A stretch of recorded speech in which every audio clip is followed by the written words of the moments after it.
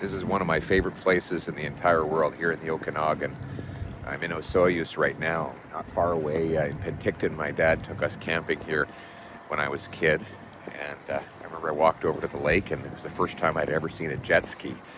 These kids were tearing around on these things. And I went back to my dad and I said, can you rent me one? He said, well, $100 for an hour. There's no way we're doing that.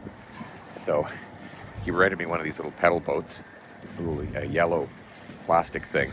I pedaled my way out to the middle of the lake, and then sure enough, these kids, these rich kids came along and started splashing me with their Sea-Doos and their jet skis and laughing at me for being on this little pedal boat.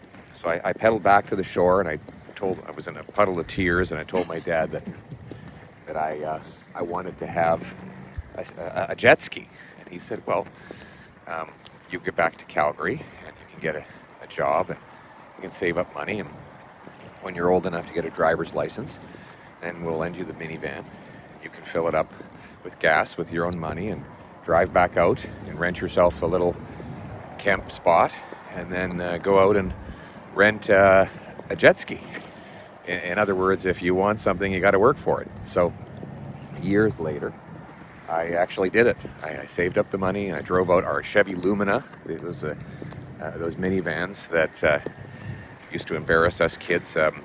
They looked like a spaceship. But anyway, I borrowed my mom's minivan, drove out to BC, and rented myself a Sea-Doo.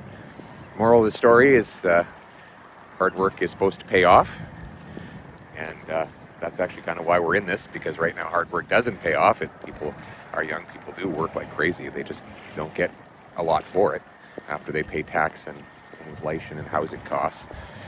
So anyway, simple little campground story, important lessons, good memories.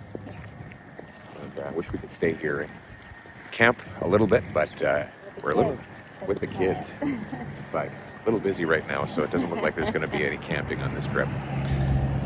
Anyway, it's a fun little story.